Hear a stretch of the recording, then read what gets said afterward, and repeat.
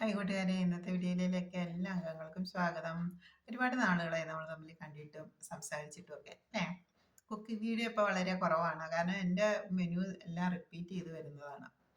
അപ്പോൾ വീണ്ടും വീണ്ടും അത് തന്നെ ഇട്ട് കഴിഞ്ഞാൽ വീഡിയോയുടെ എണ്ണം കൂടും, ആളുകൾ കണ്ടത് തന്നെ വീണ്ടും വീണ്ടും കണ്ട് ഒരു വെറൈറ്റി കിട്ടുന്നില്ലല്ലോ എന്ന് വിചാരിച്ചു പിന്നെ ഞാനിങ്ങോട്ട് സ്റ്റോപ്പാക്കിയതാണ് തൽക്കാലത്തേക്ക്. ഇനി നമുക്ക് ഇടയ്ക്കൊക്കെ ഓരോ മോട്ടിവേഷണൽ ടോക്കോ മറ്റു കാര്യങ്ങളൊക്കെ സംസാരിച്ച് പോകാം. ഞാൻ ചിന്തിച്ചപ്പോൾ സ്കൂൾ ഉറക്കുകയാണ്, നമ്മുടെ കുട്ടികളൊക്കെ സ്കൂളിലേക്ക് പോകാനായിട്ടുള്ള ഒരുക്കത്തിലാണ്, സന്തോഷത്തിലാണ്. മാതാപിതാക്കൾ സ്കൂൾ യൂണിഫോം വാങ്ങുന്നു, പുസ്തകങ്ങൾ വാങ്ങുന്നു, കുട വാങ്ങുന്നു, ബാഗ് വാങ്ങുന്നു, അങ്ങനെ കുട്ടികളെ സ്കൂളിലേക്ക് അയക്കാനുള്ള തിരക്കിലുമാണ് അല്ലേ. അപ്പോൾ നമ്മൾ ശ്രദ്ധിക്കേണ്ട കാര്യങ്ങളുണ്ട്. നമ്മൾ കുട്ടികളെ സ്കൂളിലേക്ക് വിടുന്നു, ഇനി അവരുടെ ആ ഒരു ഡെയിലി ജീവിത ക്രമത്തിൽ മാതാപിതാക്കളായ നമ്മൾ കരുതിയിരിക്കേണ്ട കാര്യങ്ങളെക്കുറിച്ചാണ് ഞാൻ പറയുന്നത്. അപ്പം നമ്മുടെ പ്രധാനമായിട്ടുള്ളൊരു വെല്ലുവിളി എന്ന് പറയുന്ന കുട്ടികളിൽ മൊബൈൽ ഫോണിൻ്റെ ഉപയോഗം വളരെ കൂടുതലാണ് അല്ലേ. വെക്കേഷൻ കാലത്ത് കുട്ടികൾ ഗെയിം കളിച്ചാലും കുഴപ്പമില്ല, അല്ലെങ്കിൽ അങ്ങനെയൊക്കെ പോയിക്കോട്ടെ, ഫോൺ കൂടുതൽ ഉപയോഗിച്ചാലും വലിയ കുഴപ്പമില്ല എന്നുള്ള രീതിയിൽ മാതാപിതാക്കളൊക്കെ ഇരുന്നു. ഇനിയിപ്പോൾ സ്കൂൾ തുറന്നു കഴിയുമ്പോഴത്തേക്കും ഫോൺ എടുക്കേണ്ടടാ, ഫോൺ തൊടണ്ട, പഠിക്കാനുണ്ട് പടി എന്ന് നമ്മൾ കുട്ടികളെ ഇങ്ങനെ നിരന്തരം ടോർച്ചർ ചെയ്തുകൊണ്ടിരുന്ന് കഴിയുമ്പോൾ കുട്ടികൾക്ക് അത് വളരെ ഇറിറ്റേഷനായി മാറുന്നതിന് തന്നെയല്ല, അവർ ഇപ്പോൾ ഫോണുമായിട്ട് അല്ലെങ്കിൽ അത് കൂടുതൽ അതുമായിട്ട് മിങ്കിൾ ചെയ്തിട്ട് പെട്ടെന്നൊരു സുപ്രഭാതത്തിൽ അതേക്കുറിച്ച് പറയുമ്പോഴേക്ക് അവർക്കത് ഉൾക്കൊള്ളാനും ആവുകയില്ല. പല കുടുംബങ്ങളിലും അതുപോലെ പല പ്രശ്നങ്ങളും ഉണ്ടാവാറുണ്ട്.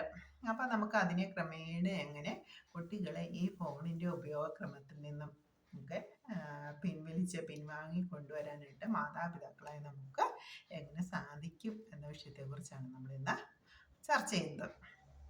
അപ്പം നമ്മുടെ വീടുകളിൽ ഒന്നോ രണ്ടോ അല്ലെങ്കിൽ മൂന്നോ നാലോ കുട്ടികൾ ഉണ്ട്. അപ്പോൾ അവരെ എല്ലാ സ്കൂളിലേക്ക് നമ്മൾ വിടുന്നു. അപ്പോൾ മാതാപിതാക്കളായ നമ്മുടെ ലക്ഷ്യം എന്താണ്? കുട്ടികൾ പഠിച്ച് നല്ല ഉയർന്ന നിലവാരത്തിൽ എത്തിച്ചേരണം, നല്ല കഷ്ടപ്പാടൊന്നും കൂടാതെ നല്ല ഉദ്യോഗം ലഭിച്ച് അവരുടെ ജീവിതം നല്ല സുഭിക്ഷമായിട്ട് ബുദ്ധിമുട്ടില്ലാതെ കഴിഞ്ഞു കൂടണം എന്നാണ് മാതാപിതാക്കളായ നമ്മളെല്ലാവരുടെയും ആഗ്രഹം അല്ലേ.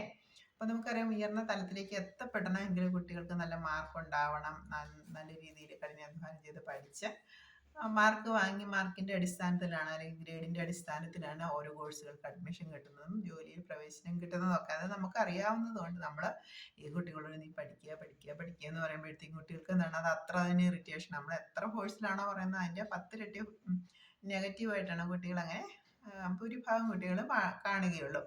എന്നാൽ 10% അല്ലെങ്കിൽ ഒരു 2% കുട്ടികളൊക്കെ സ്വയം ഒരു തീരുമാനമൊക്കെ എടുത്ത ഒരു മോട്ടിവേഷൻ, സ്വയം മോട്ടിവേറ്റഡ് ആയിട്ട് അവരുടെ കരിയറൊക്കെ മനസ്സിൽ കണ്ട് അവർ മുന്നേറുന്ന കുട്ടികളും ഉണ്ട്. ഞാൻ തിരിച്ച് ബഹുഭൂരിപക്ഷം വരുന്ന കുട്ടികളുടെ ഒരു കാര്യത്തെക്കുറിച്ചാണ് ഞാൻ പറഞ്ഞു വരുന്നത്. അപ്പം നമ്മൾ മാതാപിതാക്കൾ ഒരിക്കലും കുട്ടികളോട് ഡയറക്റ്റായിട്ട് പഠിക്കും മോനെ, അത് പഠിച്ച ഫോൺ ഉപയോഗിക്കേണ്ട, ഫോൺ കളിക്കേണ്ട, കൊച്ചു പഠിക്കണം എന്ന് നമ്മൾ ഒരിക്കലും ഡയറക്റ്റായിട്ട് പറയാൻ പാടില്ല.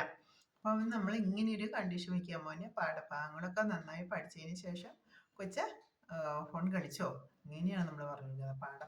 എപ്പോഴാണ് പാഠഭാഗങ്ങളൊക്കെ നന്നായി പഠിച്ചതിന് ശേഷം, ഹോംവർക്ക് ചെയ്യാനുള്ളതിന് ശേഷം ചെയ്ത്. അപ്പം എന്താണ് ഇവർ അങ്ങനെ നമ്മളൊരു അനുവാദം അവസാനം പറയുന്നുണ്ടല്ലോ, പഠിച്ചു എല്ലാം ചെയ്തതിന് ശേഷം കളിച്ചു വന്നു. അപ്പം എന്ത് ഇവരത് പെട്ടെന്ന് അത് സ്വായത്തമാക്കാനായിട്ട് നോക്കും. അല്ലെങ്കിൽ ഹോംവർക്ക് മുഴുവനായിട്ടും ചെയ്ത് കഴിഞ്ഞാൽ കുറച്ച് സമയം 5-10 മിനിറ്റ് നേരം കൊച്ച് ഫോൺ ഉപയോഗിച്ചു എന്ന് പറഞ്ഞുകൊണ്ട് നമ്മളൊരു പെർമിഷൻ കൊടുക്കുകയാണെങ്കിൽ തീർച്ചയായും കുട്ടികൾ ആദ്യത്തെ മുൻഗണന ഈ പഠന കാര്യങ്ങൾക്ക് അല്ലെങ്കിൽ ഹോംവർക്ക് ചെയ്യുന്ന കാര്യങ്ങൾക്ക് ആദ്യത്തെ മുൻഗണന കൊടുക്കുകയും അതിനുശേഷമാണ് ഫോണിലേക്ക് വരികയുള്ളൂ. അതേസമയം ഡയറക്റ്റായിട്ട് നീ ഫോണൊന്നും എടുക്കണ്ട, പോയിരുന്ന് ഹോംവർക്ക് ചെയ്യുക, അല്ലെങ്കിൽ പോയിരുന്ന് പുസ്തകം പഠിക്കുക, അല്ലെങ്കിൽ പോയിരുന്ന് പുസ്തകം വായിക്കുക എന്ന് പറഞ്ഞാൽ ഓട്ടോമാറ്റിക്കലി അവരുടെ മനസ്സിലേക്ക് അത് ആ പ്രായത്തിൻ്റേതാണ്. അത് അവർ ആ തലത്തിലേക്ക് എത്തപ്പെടുന്നില്ല. അവർ കുറച്ചുകൂടെ ഒക്കെ കഴിഞ്ഞ് പക്വത എത്തി പ്രാപ്തി നേടി കുറച്ചുകൂടെ ഏജൊക്കെ വന്ന് പ്രായമൊക്കെ വന്ന് മുതിർന്നു കഴിയുമ്പോഴാണ് വന്ന് അമ്മമാരല്ലെങ്കിൽ അച്ഛന്മാരല്ലെങ്കിൽ സഹോദരങ്ങൾ പറഞ്ഞത് എനിക്ക് അനുസരിക്കാമായിരുന്നു എന്ന് അവർ ചിന്തിക്കുന്ന,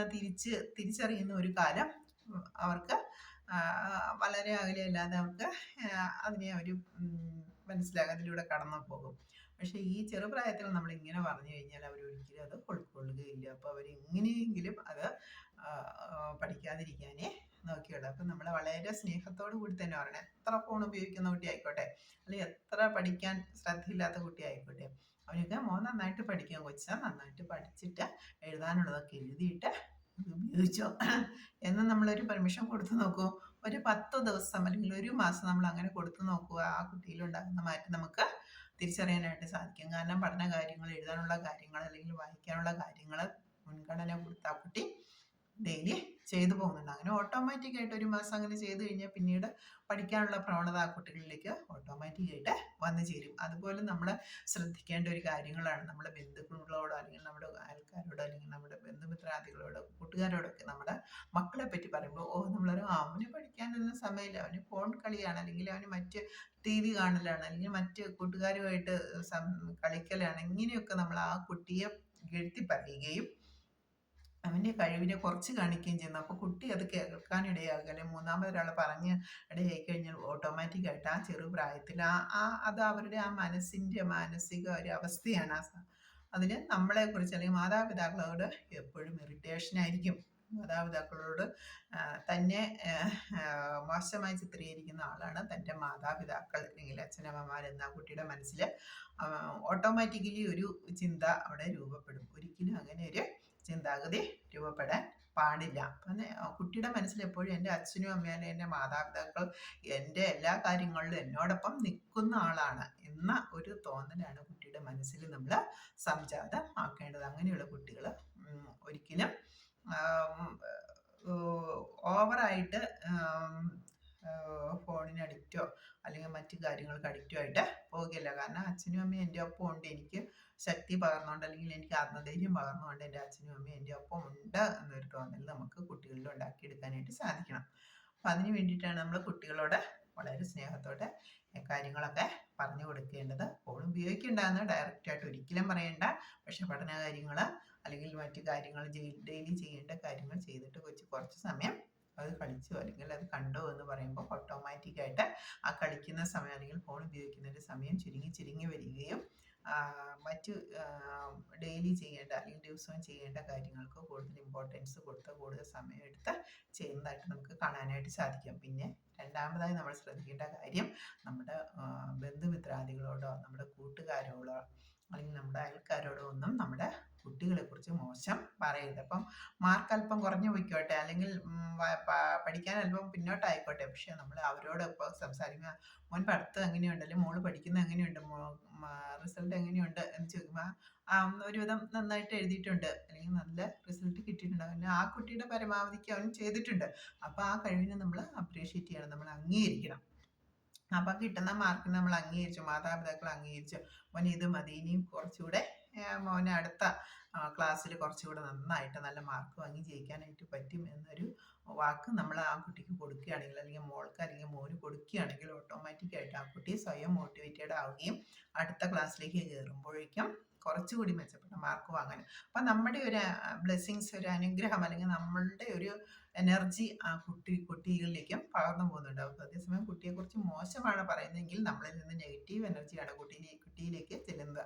ആ നെഗറ്റീവ് എനർജി കുട്ടിയുടെ അന്തരീക്ഷത്തെ കൂടുതൽ മോശമാക്കുകയേ ചെയ്യുകയുള്ളൂ. അപ്പോൾ കുട്ടികളിലേക്ക് എപ്പോഴും പോസിറ്റീവ് എനർജി നമ്മളിൽ നിന്ന് പോകുന്നതിനായിട്ട് നമ്മൾ ശ്രദ്ധിക്കണം. അതിന് കുട്ടിയെക്കുറിച്ച് സംസാരിക്കുന്ന വേളകളിലെല്ലാം അവൻ മിടുക്കനാണ്, അവൾ മിടുക്കിയാണ്, അവൾ പഠിച്ചോളും, അല്ലെങ്കിൽ ഞാൻ പറയുന്ന അനുസരിക്കും, അല്ലെങ്കിൽ മാതാപിതാക്കൾ പറയുന്ന അനുസരിച്ച് തന്നെയാണ് അവൻ വളരുന്നത് എന്ന് മറ്റുള്ളവരെ പറയുകയും അല്ലെങ്കിൽ അങ്ങനെ തന്നെയാണ് കുട്ടി വളരുന്നതെന്ന് നമ്മുടെ നിരന്തരമായിട്ടുള്ള സംസാരം ആ കുട്ടി കേൾക്കുന്നത് വഴി അറിയാനിടയാകുന്നത് വഴി അവൻ അങ്ങനെ ഉള്ള ഒരു ചിട്ടക്രമത്തിലേക്ക് ആ കുട്ടി എത്തിച്ചേരുകയും പിന്നീട് അവന് നല്ലൊരു ഉന്നതി കരഗതമാകുന്നതിനും സഹായകമാകും.